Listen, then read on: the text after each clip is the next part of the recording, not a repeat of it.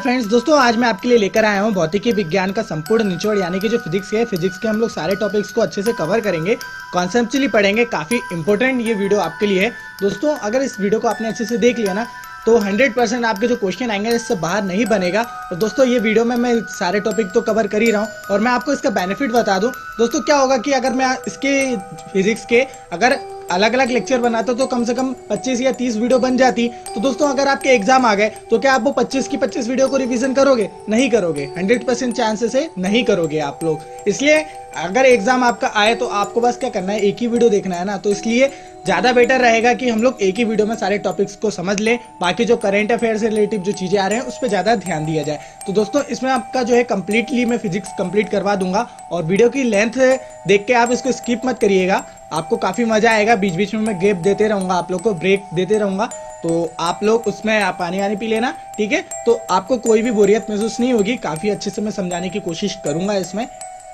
ठीक है दोस्तों। तो चलिए दोस्तों बिना देर के हम लोग स्टार्ट करते हैं। सब्सक्राइब कीजिए हमारे YouTube चैनल को, साथ में बेल के आइकन को क्लिक करिए ताकि जब मैं अगली वीडियो डालूं तो उसका बेनिफिट आपको मिलता रहे। चलिए दोस्तों स्टार्ट करते हैं वीडियो। फ्रेंड्स सबसे पहले हम लोग जान लेते हैं कि हम लोग इसमें पढ़ेंगे कौन कौन से टॉपिक पढ़ेंगे, ठीक है।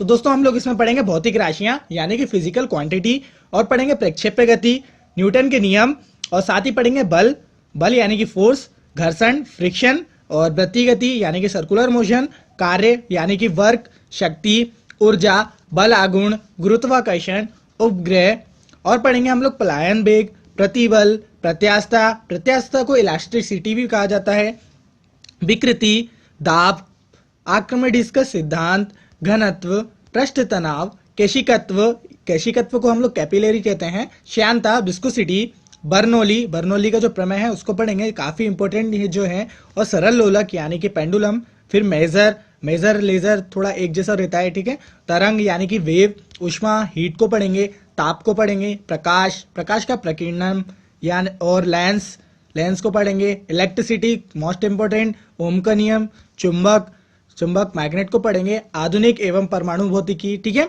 और साथ ही एक्स किरणों को पढ़ेंगे, रेडियो एक्टिविटी, रेडियो सक्रियता, नाभिकीय रिएक्टर, न्यूक्लियर रिएक्टर, ठीक है, और साथ ही आखिरी में पढ़ेंगे लेजर।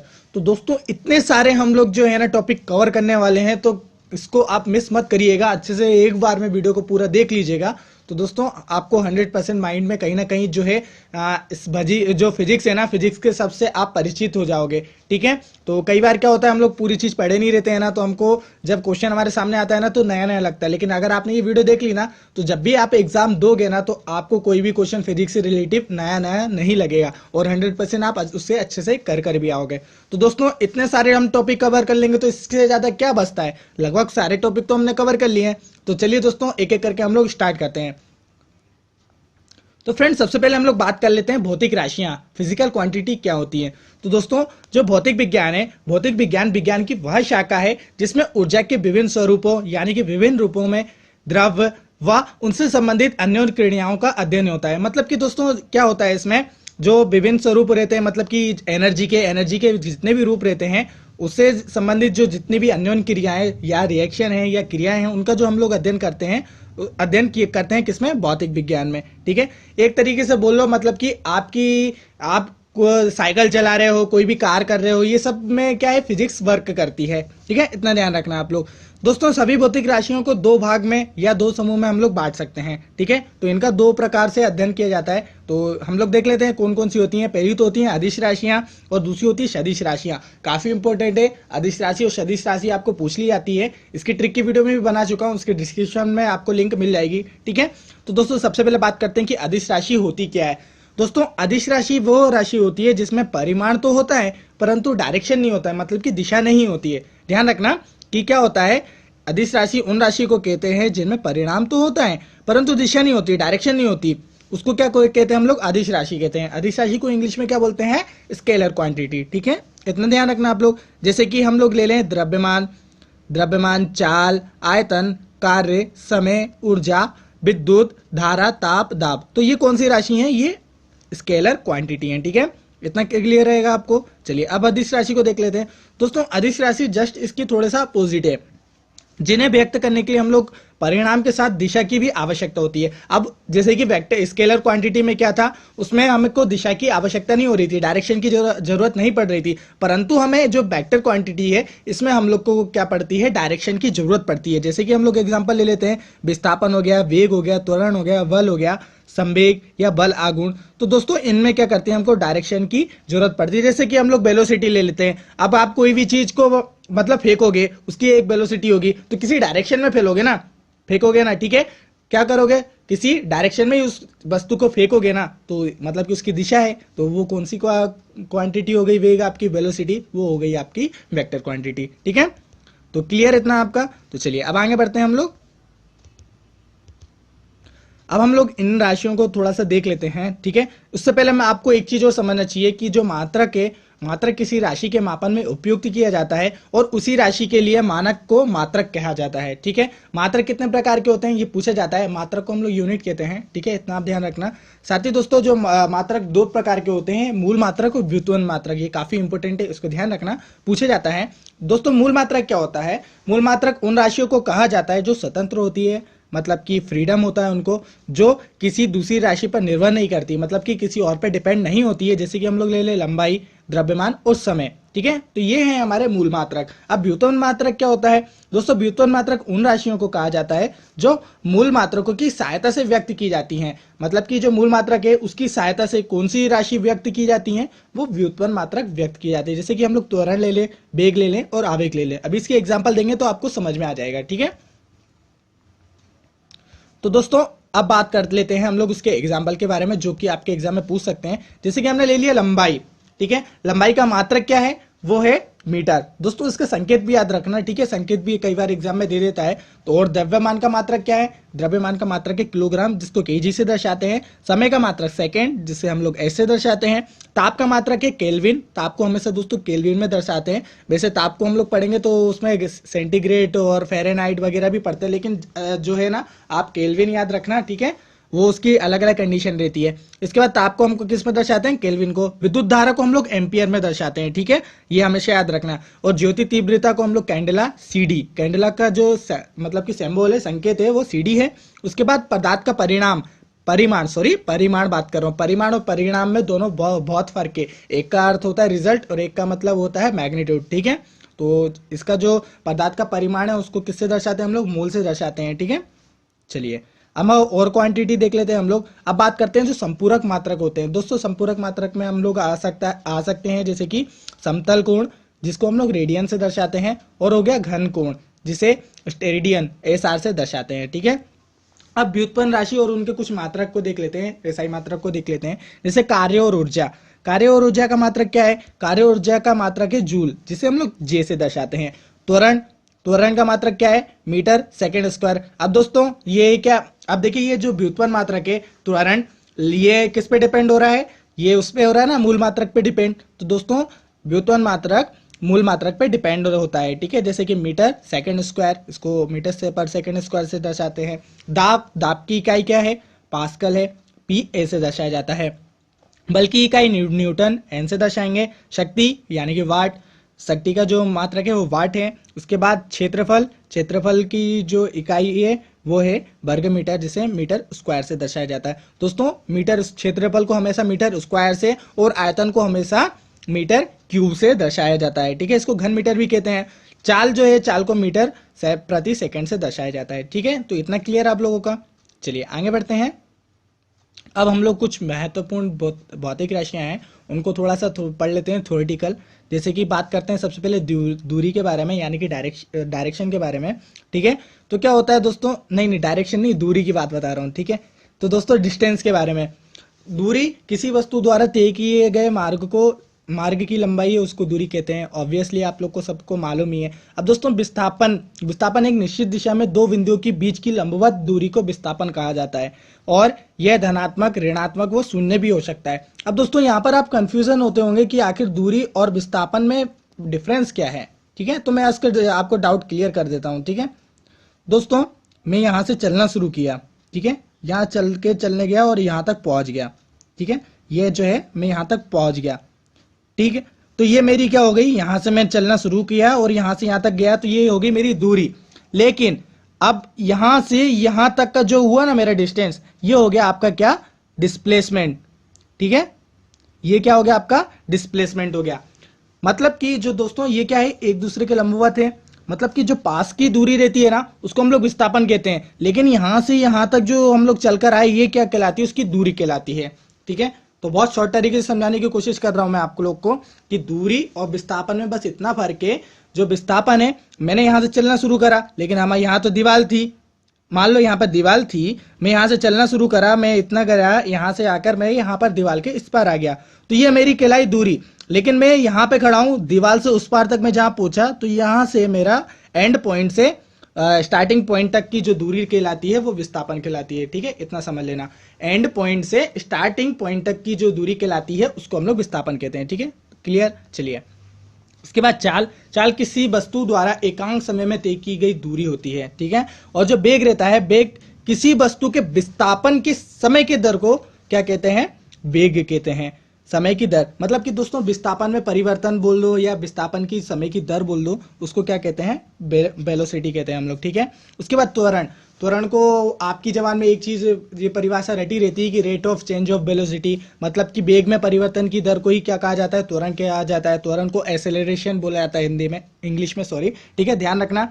इसके बाद दोस्तों अगर त्वरण को जो ऋणात्मक मतलब की टर्म्स होती है, नेगेटिव टर्म्स होती है, उसको हम लोग मंदन कहते हैं। ठीक है, इतना ध्यान रखना आप लोग। मंदन जैसे कि दोस्तों आप बाइक चलाओगे तो बाइक में जो एक्सेलरेटर रहता है उसको बढ़ाओगे तो उससे क्या होगा, आपका त्वरण बढ़ेगा, लेकिन अब उसको तुम कम करोगे तो त्वरण क्या होगा, कम होगा। तो दोस्तों कम होने के लिए हम लोग जो शब्द यूज करते हैं उसको मंदन कहा जाता है। ठीक है, ना कि त्वरण कहा जाता है, तो इतना ध्यान रखना आप लोग। ठीक है, उसके बाद संवेग के बाद में बात करते हैं। संवेग क्या होता है, किसी वस्तु के द्रव्यमान तथा वेग के गुणनफल को क्या कहते हैं, उस वस्तु का संवेग कहते हैं। तो क्लियर हुआ आपका। तो दोस्तों ये इंपॉर्टेंट जो है भौतिक राशियां थी, फिजिकल क्वांटिटी थी, तो इतना आपको ध्यान रहेगा, आपको अच्छे से समझ में आ गया होगा। ठीक है, तो अब हम लोग आगे बढ़ते हैं, अगले टॉपिक को देखते हैं। दोस्तों अब बात करते हैं हम लोग प्रक्षेप्य गति के बारे में। तो आखिर प्रक्षेप्य गति होता क्या है दोस्तों, जब कोई पिंड पृथ्वी की सतह से कुछ ऊंचाई से सतह के समांतर अथवा क्षैतिज दिशा में फेंका जाता है तो उसकी जो गति होती है वो प्रक्षेप्य गति कहलाती है। तो क्या होती है, मैं अभी आपको एग्जांपल से बताऊंगा अच्छे से। ठीक है, प्रक्षेप्य गति में जो कण है, कण के जो महत्तम उदग्र विस्थापन के लिए कण को क्षैतिज से 45 डिग्री के कोण पर प्रक्षेपित किया जाता है। तो दोस्तों अब ये लिखा है, ये तो लिखने की टर्म हो गई, अब मैं आपको प्रैक्टिकली समझाता हूं। आपको ये सुपरमैन दिख रहा होगा ना, तो दोस्तों ये सुपरमैन उड़ना शुरू करता है, ये अपनी अधिकतम स्पीड ऊंचाई तक पहुंच जाता है जहां तक ये उड़ सकता है। अब उड़ने के बाद ये करता है वापस वहां से नीचे आ जाता है और नीचे फिर वापस खड़े हो जाता है। ठीक है, तो आपने ये टर्म समझी। अब देखिए प्रक्षेप्य गति क्या होती है दोस्तों। सुपरमैन यहां से चलना स्टार्ट हुआ था, यहां से चलते चलते चलते चलते चलते ये यहां पर नीचे आ गया। ठीक है, तो दोस्तों यही क्या कहलाती है, अगर आप कोई बॉल भी फेंकोगे तो यहां से ऊपर जाएगी फिर यहां पर नीचे हो जाएगी। तो दोस्तों ये जो आपका सर्कल आर्क बनता है या कर्व बनता है, तो यही क्या आपकी कहलाती है, प्रक्षेप्य गति कहलाती है। अब ठीक है, देखें इसमें एक लॉजिक समझिए आप लोग। यहां से अब जब कोई भी चीज आपको 45 डिग्री भेजोगे, मतलब कि 45 डिग्री पे भेजोगे तो जो है ना वो अधिक दूर तक जाएगा। ठीक है, तो कभी भी भाला फेंका जाता है तो 45 डिग्री का कोण करके फेंका जाता है। ठीक है, तो इतना ध्यान रखना आप लोग। हाँ, अब एक चीज और आप इसमें ध्यान रखिए दोस्तों, अब जो यहां से सुपरमैन गया था तो जितनी वो अधिकतम हाइट तक गया था, तो ये जो हाइट कहलाती है ये कहलाती है अधिकतम हाइट या कि महत्तम ऊंचाई कहलाती है। ठीक है, किसकी, ये कहलाती है इस सुपरमैन की कहलाती है। ठीक है, तो इतना ध्यान रखना। तो ये क्या हो गई, मैक्सिमम हाइट हो गई। इसको किससे दर्शाते हैं हम लोग, एच से दर्शाते हैं। और दोस्तों ये यहां से यहां तक की जो वो आया था इसको कहा जाता है उसकी रेंज यानी कि परास कहा जाता है। ठीक है, इसको हिंदी में परास बोलते हैं। और क्षैतिज किसको बोलते हैं, ये क्षैतिज जो है ना ये यहां तक, ये इसको क्षैतिज कहा जाता है। ठीक है, तो इतना ध्यान रखना। थोड़ा क्या है कि इंग्लिश में जो टर्म, हिंदी में जो टर्म्स है ना उसको भी थोड़ा समझना कभी कभार कठिन हो जाता है, तो इसलिए मैं दोनों वर्ड यूज करूंगा, थोड़ा इंग्लिश भी थोड़ा हिंदी भी। ठीक है, जिससे आपको अच्छे से समझ में आ सके। तो प्रक्षेप्य गति आपको समझ में आ गई। यहाँ से प्रक्षेप्य गति में जो कोण होता है वो कितना होता है, 45 डिग्री कोण होता है। तो इतना ध्यान रखना। ठीक है आप, चलिए, तो आई होप आपको समझ में आ गया होगा कि प्रक्षेप्य गति होती क्या है। हम लोग भाला फेंकते हैं, बॉल फेंकते हैं, तो उसमें जो गति होती है वो प्रक्षेप्य गति कहलाती है। ठीक, चलिए आगे बढ़ते हैं। अब दोस्तों न्यूटन के गति के नियम याद मतलब कि देख लेते हैं, क्योंकि दोस्तों बहुत ही इंपॉर्टेंट है। न्यूटन के गति के नियम पूछे जाते हैं अक्सर एग्जाम में। तो दोस्तों प्रथम नियम क्या कहता है? प्रथम नियम ये कहता है कि यदि कोई वस्तु विराम अवस्था में है तो विराम अवस्था में रहेगी, यदि कोई वस्तु गतिशील अवस्था में है या एक समान चाल से चल रही है तो वो ऐसी ही चलती रहेगी जब तक कि उसमें कोई बाहरी फोर्स ना लगाया जाए। ठीक है, तो अब ये तो हो गया। अब मैं आपको थोड़ा सा प्रैक्टिकल करके भी बताऊंगा। हाँ, एक इंपॉर्टेंट इसमें पॉइंट है कि दोस्तों इसको जो प्रथम नियम है ना, प्रथम नियम को गैलीलियो का नियम भी कहा जाता है। मोस्ट इंपॉर्टेंट है दोस्तों, क्वेश्चन इससे आता है कि प्रथम नियम को क्या कहा जाता है?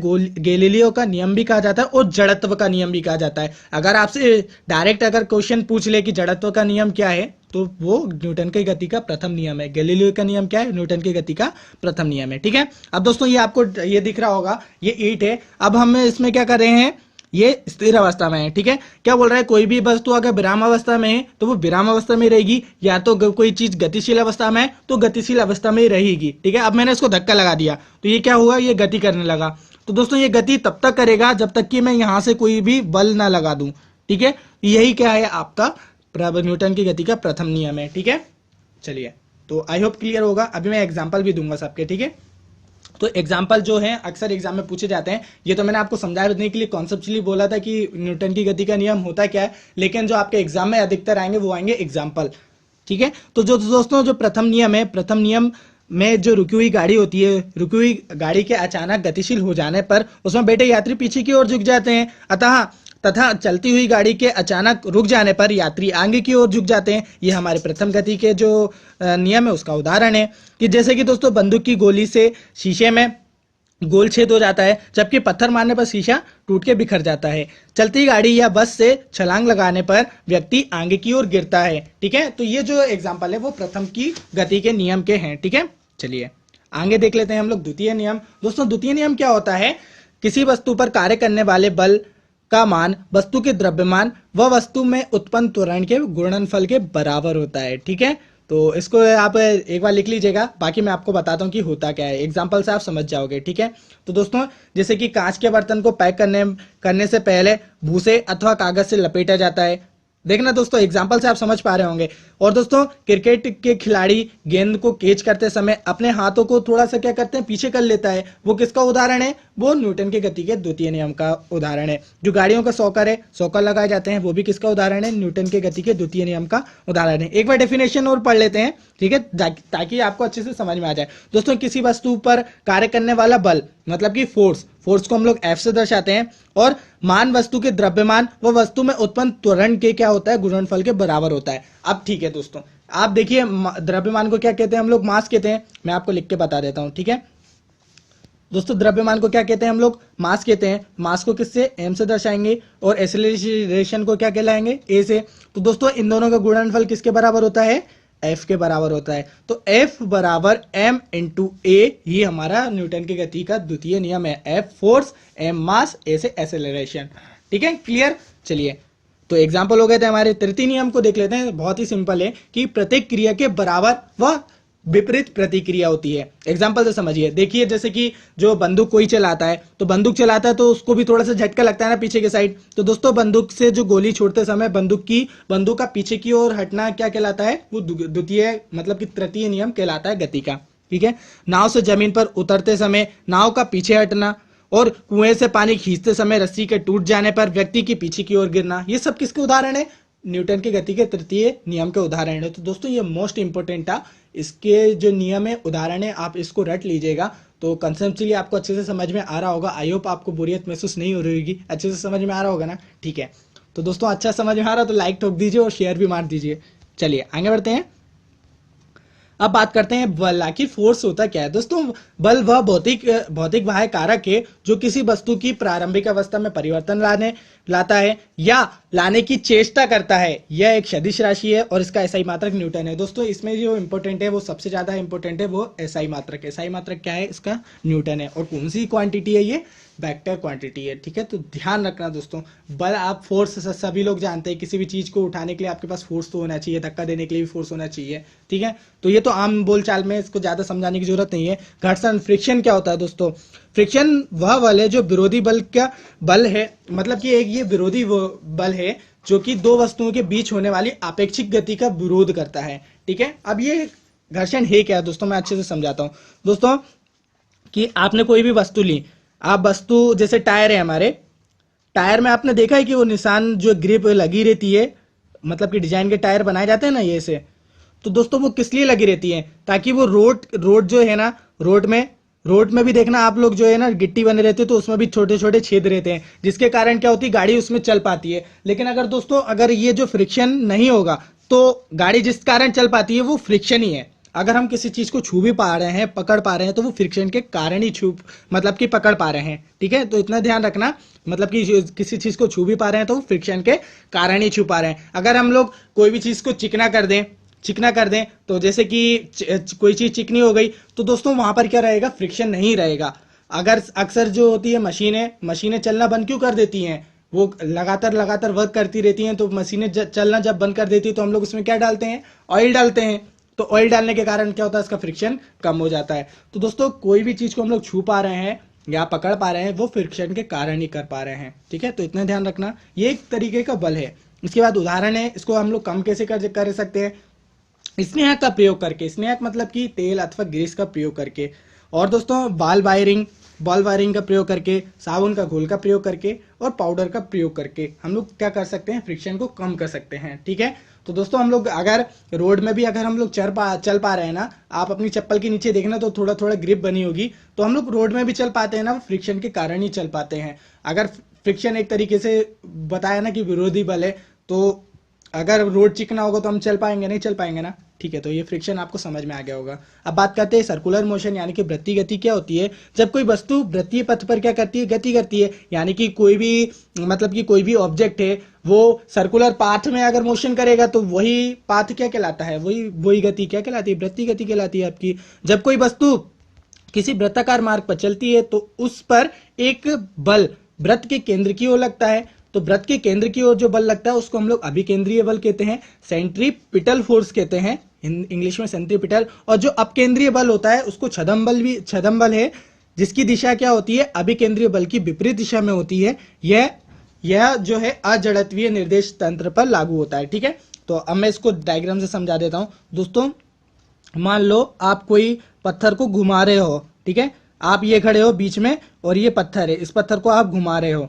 ठीक है, अब ये पत्थर का जो बल है वो आपको अंदर की ओर लग रहा है। ठीक है, तो जो अंदर की ओर लग रहा है वो आपका हो गया अभिकेंद्रीय बल, और यहां से जो बाहर की ओर लग रहा है वो बल हो गया आपका अपकेंद्रीय बल। ठीक है, काफी सिंपल तरीके से समझा रहा हूं आपको। तो अभिकेंद्रीय अपकेंद्रीय आपको समझ में आ गया होगा, सेंट्रीपिटल और सेंट्रीफ्यूगल फोर्स, ठीक है, इंग्लिश में बोला जाता है।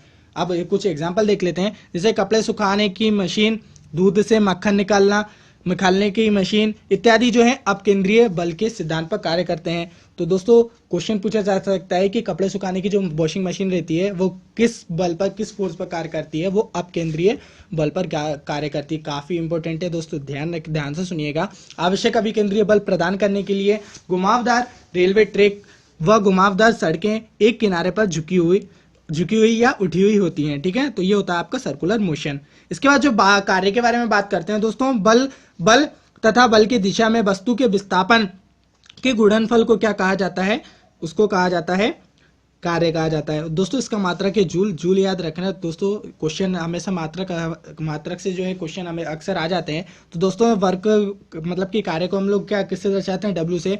तो फोर्स और बल की दिशा में विस्थापन, डिस्प्लेसमेंट, फोर्स और डिस्प्लेसमेंट के गुणनफल को क्या कहते हैं हम लोग, मल्टीप्लाई को क्या कहते हैं, कार्य कहते हैं। यदि बल व विस्थापन परस्पर लंबवत हो तो इनसे जो किया गया कार्य होता है वो शून्य होता है। ठीक है, शक्ति आखिर पावर क्या होता है दोस्तों, कार्य करने की जो दर होती है, कार्य करने में लगा हुआ समय बोल लो, उसको क्या कहते हैं हम लोग, शक्ति कहते हैं। इसकी जो अदिश राशि है ये एक अदिश राशि है, इसका जो मात्रक है वो वाट है। दोस्तों शक्तिमान क्या करता है, सबकी वाट लगा देता है। वैसे आप लोग याद कर सकते हैं, वैसे मैंने आपको याद करवाया था पिछली वीडियो में। ठीक है, तो दोस्तों इसका जो फॉर्मूला होता है वो क्या होता है, शक्ति बराबर कार्यवृत्ति समय, यानी कि कार्य करने में लगा गया समय।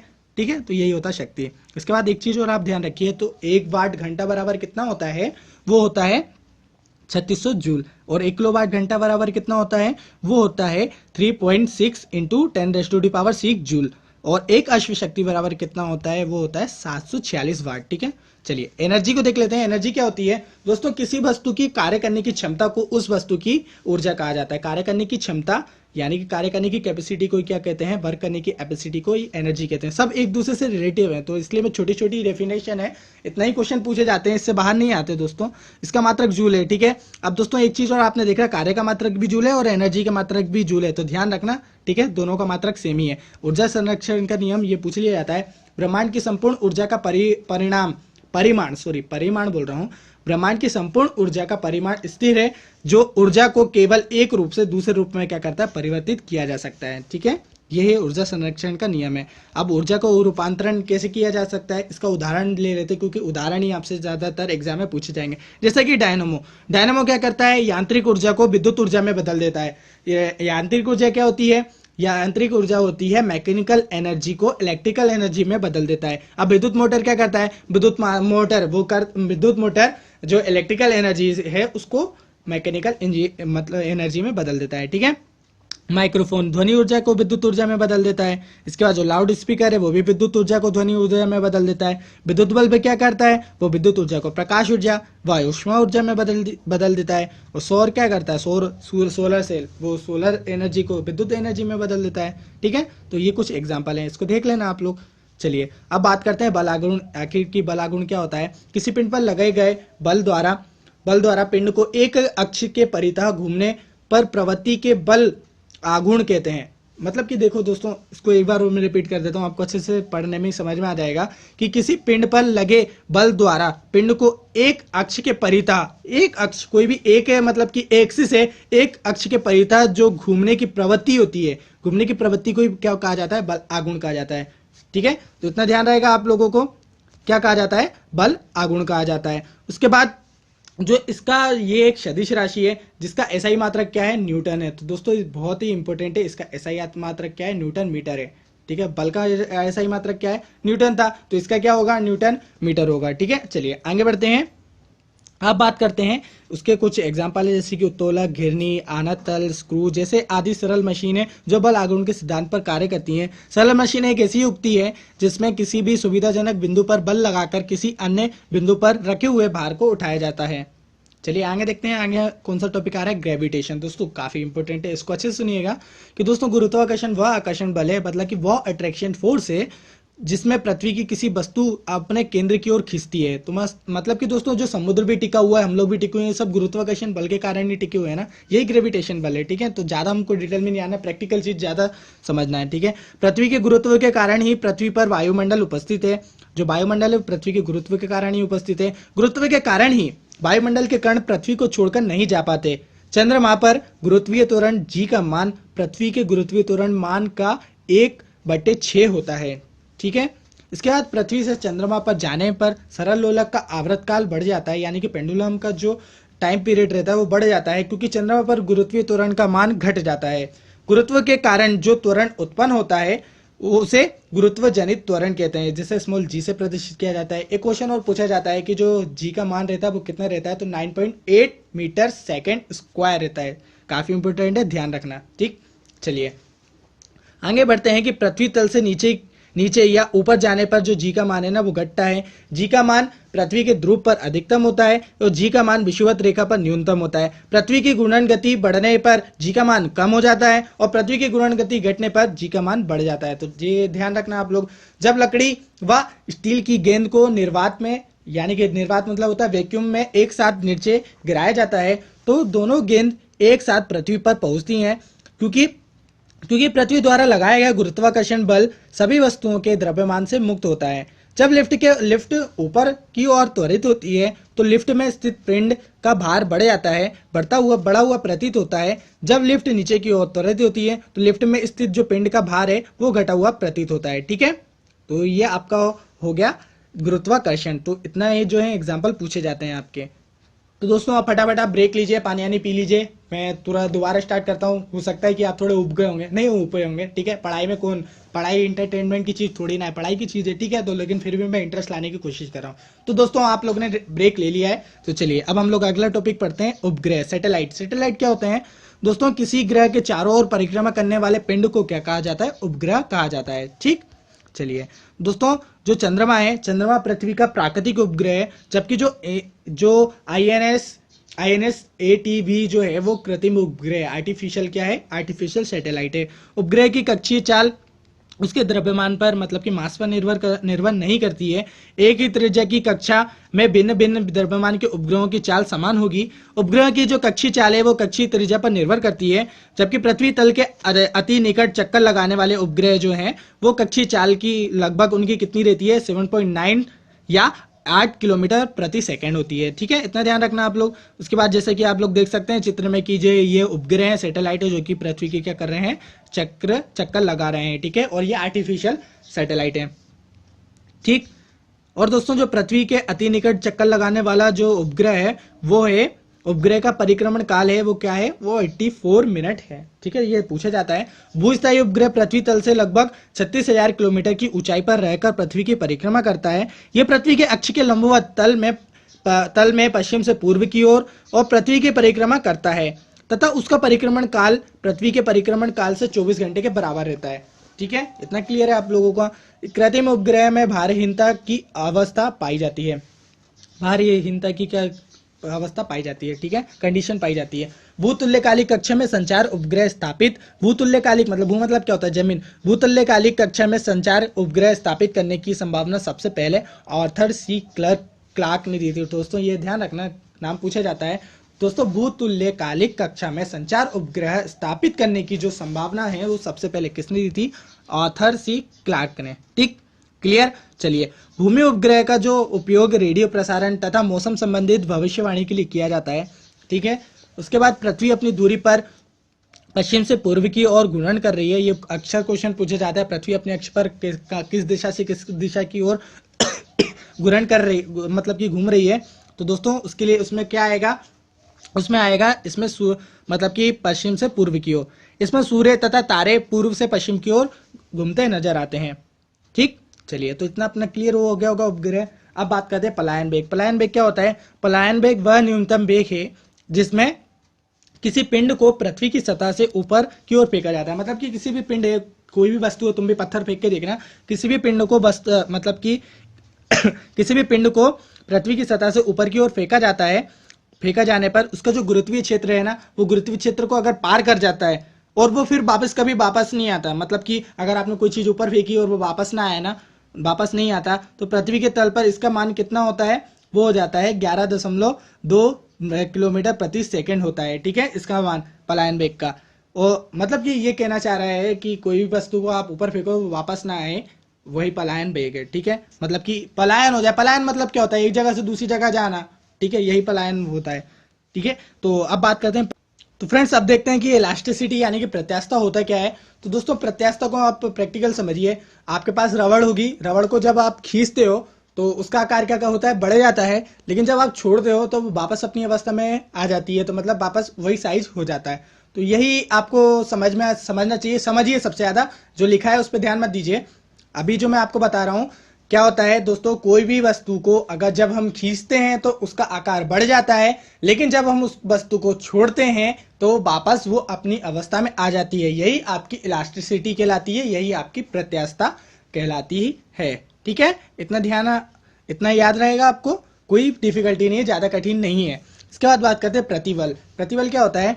प्रति एकांक क्षेत्र पर लगने वाला आंतरिक बल को क्या कहते हैं? प्रतिबल कहते हैं। प्रति एकांक क्षेत्र मतलब कि किसी एक क्षेत्र में, मतलब कि मान लो कोई भी आप एक ककड़ी ले लो, उसके अलग अलग स्लाइस कर लो, उसका एक स्लाइस क्या होता है? एकांक होता है, एकांक क्षेत्रफल होता है, प्रति एकांक क्षेत्रफल। ठीक है, इतना आप ध्यान रखना। ठीक है, तो इसका जो मात्रक है वो क्या है?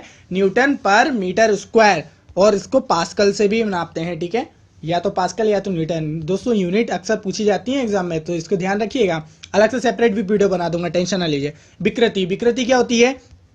किसी वस्तु के एकांक आकार में जो परिवर्तन होता है, उस वस्तु का परिवर्तन होता है, उस वस्तु को क्या कहते हैं? हम लोग विकृति कहते हैं। ठीक है, और इसके बाद जो आपका जो है एग्जाम्पल पूछा जाता है, जैसे कि प्रतिबल तथा विकृति का जो अनुपात होता है, अनुपात वो एक नियतांक होता है, इसे प्रत्यास्थता गुणांक भी कहा जाता है। ठीक है, इलास्टिसिटी फैक्टर बोला जाता है। काफी इंपॉर्टेंट है दोस्तों, क्वेश्चन पूछा जाता है। तो दोस्तों जो ई है ना, ये हमारा नियतांक है, कांस्टेंट है, और प्रतिबल और विकृति इन दोनों का क्या रेशियो है, उसी को हम लोग क्या कहते हैं? प्रत्यास्थता गुणांक कहते हैं।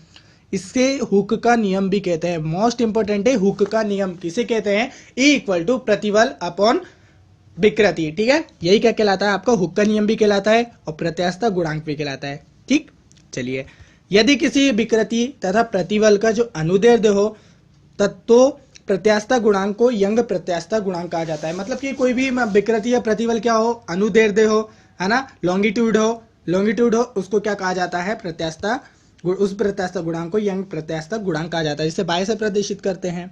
चलिए आगे क्वेश्चन, आगे हमारा टॉपिक देखते हैं, दाब यानी कि प्रेशर क्या होता है।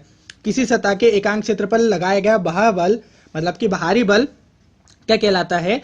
दाब कहलाता है। ठीक है, तो दाब का फॉर्मूला क्या होता है? बल बट्टे क्षेत्रफल। ठीक है, तो इतना ध्यान रहेगा आपको। उसके बाद इसका जो मात्रक है वो न्यूटन मीटर स्क्वायर है, ये अक्सर पूछा जाता है। ये एक अदिश राशि है। वायुमंडल दाब बेरोमीटर से मापा जाता है। ठीक है, जो वायुमंडल है, हमारे एटमॉस्फेयर है, उसका जो प्रेशर है उसको किससे नापते हैं? बेरोमीटर से नापते हैं। मोस्ट इंपोर्टेंट है, ध्यान रखिएगा। Hydraulic lift, hydraulic press, hydraulic brake, ये पास्कल के नियम पर आधारित है। ठीक, इसके बाद जो दाब बढ़ने पर जो पदार्थ का गलनांक है वो क्या होता है? बढ़ जाता है। जैसे कि मोमबत्ती और घी, इनको क्या है कि अगर इनका दाब बढ़ जाता है तो ये क्या होते हैं? इनका गलनांक भी बढ़ जाता है। अब जैसे कि मोम को आप जलाओगे तो उसका दाब, मतलब कि दाब उसका बढ़ेगा, तो वो क्या होगा? गलना शुरू हो जाती है। ठीक है, इसके बाद गर्म करने पर जिन पदार्थों का आयतन घट जाता है, दाब बढ़ने पर उनका गलनांक कम हो जाता है। जैसे कि बर्फ हो गया, बिस्मित हो गया, ढलवा लोहा हो गया। ठीक है, तो सभी द्रवों का जो क्वथनांक है वो दाब घटने पर पड़ता है। ठीक, चलिए आगे देखते हैं कुछ एग्जांपल। बैरोमीटर का जो पाठ्यांक है वो जब एक नीचे गिरता है तो आंधी आने की संभावना रहती है। दोस्तों ये मोस्ट इंपोर्टेंट है कि आंधी कब आती है, तूफान कब आती है, ये हमें बैरोमीटर से कैसे मालूम चल जाता है। तो दोस्तों जो बैरोमीटर का जो पाठ्यांक है वो जब एक नीचे गिरता रहता है, मतलब कि नीचे गिरते रहेगा, तो आंधी आने की संभावना रहती है। बैरोमीटर का अगर पाठ्यांक है वो जब धीरे धीरे नीचे गिरता है, मतलब कि एक एक करके पहले नीचे गिरेगा या तो फिर धीरे धीरे करके नीचे गिरेगा, उससे क्या होती है? वर्षा होने की संभावना होती है।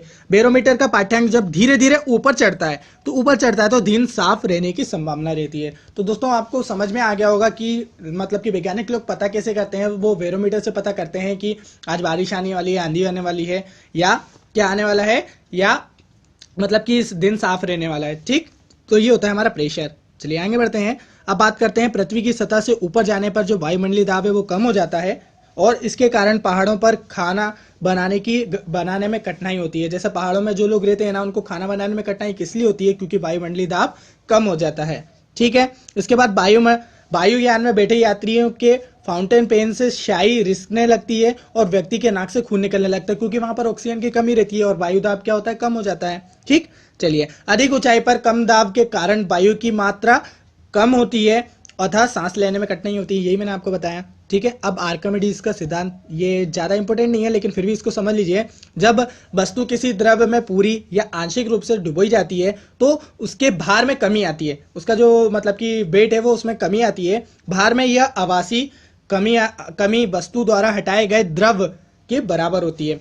मतलब कि जो क्या बोलते हैं, वर्चुअल कमी होती है, आभासी कमी होती है, वो वस्तु द्वारा, मतलब कि वो वस्तु द्वारा हटाए गए द्रव के भार के बराबर होती है। ठीक है, मास के बराबर होती है। उदाहरण के लिए ले ले हम लोग, लोहे की बनी छोटी सी गेंद को पानी में डुबो जाती है तो बड़ा जहाज तैरता रहता है। क्योंकि दोस्तों जैसे कि हम लोग देख लें कि लोहे को हम लोग अगर ऐसी लोहे की छड़ी को हम लोग पानी में डालेंगे तो वो डूब जाएगी, लेकिन लोहे का पूरा जहाज बना है वो नहीं डूबता है, क्योंकि जहाज द्वारा जो विस्थापित किए गए जल का भार है उसके भार के बराबर हो जाते हैं। जल के भार किसके मतलब कि जहाज के भार के बराबर हो जाती है। उसी प्रकार हाइड्रोजन से भरे गुब्बारे में उड़ते हैं, क्योंकि हाइड्रोजन का भार इसके द्वारा प्रतिस्थापित वायु के भार से क्या हो जाती है? कम हो जाती है। ठीक, तो ये कुछ एग्जाम्पल है, उदाहरण है, ध्यान रखना। ठीक है, बस एक बार देख लेना दोस्तों। ये मैं आपको परिचित करवाना चाह रहा हूँ ये शब्दों से। एक बार आप इन शब्दों से परिचित हो गए ना तो मतलब कि आप खुद भी पढ़ोगे ना तो आपको उसको पढ़ने में इंटरेस्ट आएगा। ठीक है, मैं कोई आपको मतलब कि ज्ञानी नहीं बना रहा हूँ, सिर्फ आपको एक नॉलेज दिलवा रहा हूँ, एक इंटरेस्ट जगा रहा हूँ फिजिक्स में। ठीक, चलिए आगे बढ़े। अब बात करते हैं हम लोग घनत्व के बारे में। घनत्व यानी कि डेंसिटी। दोस्तों द्रव्यमान प्रति एकांक आयतन को घनत्व कहा जाता है।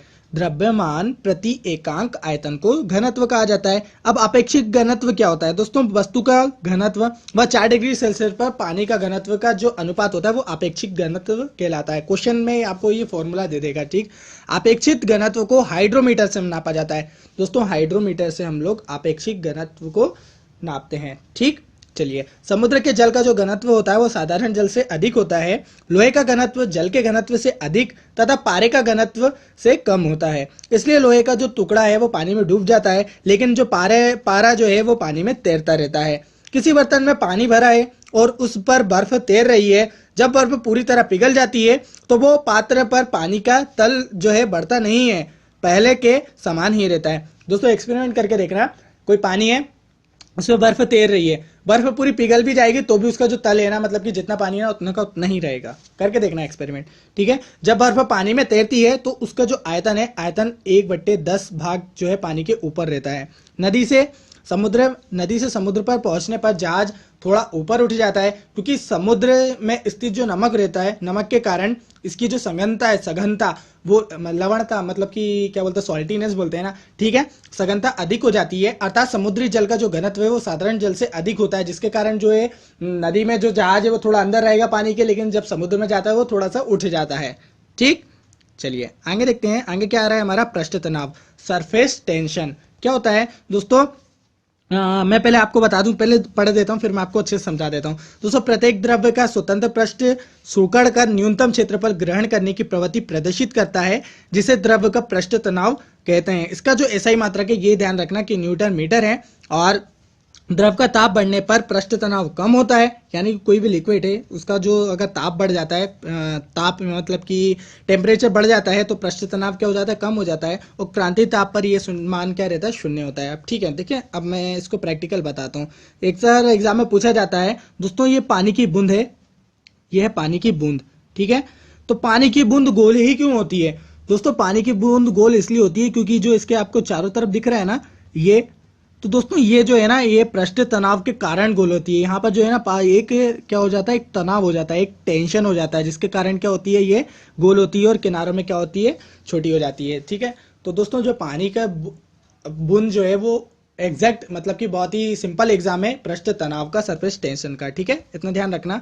जो साफ जल है, साफ जल का जो पृष्ठ तनाव है वो साबुन के घोल के पृष्ठ तनाव से अधिक होता है, साफ जल का पृष्ठ तनाव, ठीक है, ध्यान रखना, काफी इंपोर्टेंट है। साबुन के घोल को जल में मिलाकर अगर जल के पृष्ठ तनाव को कम किया जा सकता है, ठीक है। तो साबुन के घोल को अगर हम लोग जल में मिला दें तो उसका पृष्ठ तनाव क्या होता है, सरफेस टेंशन कम हो सकता है। तनाव मतलब टेंशन ही होता है, ठीक है। उसके बाद एक ही पदार्थ के अणुओं के मध्य लगने वाला आकर्षण बल को ससंजक बल कहते हैं, जबकि विभिन्न पदार्थों के अणुओं के बीच जो आकर्षण बल लगता है उसको असंजक बल कहा जाता है, ठीक है।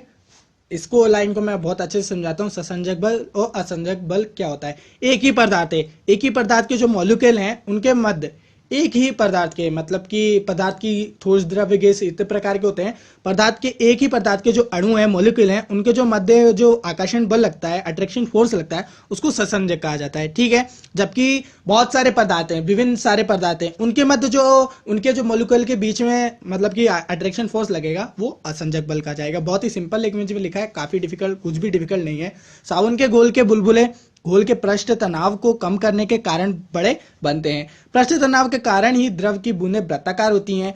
पानी में मिट्टी का तेल डालने पर पानी का जो पृष्ठ तनाव है वो कम हो जाता है, जिसके कारण पानी की सतह पर तैरते मच्छर के अंडे आदि डूब जाते हैं, ठीक। चलिए, तो इसके बाद जो पृष्ठ तनाव है उसका कारण को देख लेते हैं। दोस्तों, असंजक बल के कारण ही जल किसी वस्तु को भिगोता है। दोस्तों, असंजक जो बल है ना, उसी के कारण जल किसी वस्तु को भिगो पाता है। अगर असंजक बल नहीं होगा तो वो किसी वस्तु को भिगो नहीं पाएगा। पारा कांच से नहीं चिपकता है आदि, ठीक है, वो किसके कारण? पृष्ठ तनाव के कारण ही, ठीक। अब और कुछ जान लेते हैं। अब जान लेते हैं केशिकत्व के बारे में। कैपिलरी क्या होता है दोस्तों? केश नली में द्रव्य के ऊपर चढ़ने या उतरने की जो घटना होती है उसको केशिकत्व या तो कैपिलरी कहते हैं। दोस्तों, आपने एक ट्यूब देखा होगा, मतलब कि एक्सपेरिमेंट 10th वगैरह में करते हैं तो एक नली होती है, ट्यूब, जो किसी मतलब कि जैसे एक ये बीकर है, ठीक है, ये बीकर है। अब मैं इसमें पानी भर रहा हूँ, ये पानी है। अब पानी का जो लेवल है ये यहाँ पर शो करेगा, ये जो नली है, नली में, पानी में और भरूंगा, ऊपर से अगर प्रेशर बनाऊं मैं ऐसे, तो प्रेशर बनाओ तो ये पानी का जो लेवल है ये इस नली में बढ़ेगा। तो दोस्तों ये जो नली कहलाती है ना, जो हमको बताती है पानी का लेवल, इसी को ही क्या कहा जाता है, कैपिलरी कहा जाता है। ठीक है, तो इसका जो चढ़ना और उतरने का जो मतलब कि टर्म्स रहता है उसको केशिकत्व कहा जाता है। ठीक है, बहुत ही सिंपल तरीके से समझ में आ रहा हूँ, बस आपको समझ में आना चाहिए। अब बात करते हैं श्यानता, विस्कोसिटी। विस्कोसिटी को पहले आम भाषा में बता देता हूँ दोस्तों। कोई भी लिक्विड है, कोई भी लिक्विड का गाढ़ापन क्या कहलाता है, श्यानता कहलाता है सॉरी। ठीक है, तो दोस्तों जैसे कि आप पानी को फ्लो करोगे तो वो जल्दी बह जाएगा, लेकिन तेल को या कोई लिक्विड मतलब कि जिसमें नमक मिला के या कोई भी सॉलिड लिक्विड है उसको फ्लो करोगे तो वो अच्छे से फ्लो नहीं करेगा।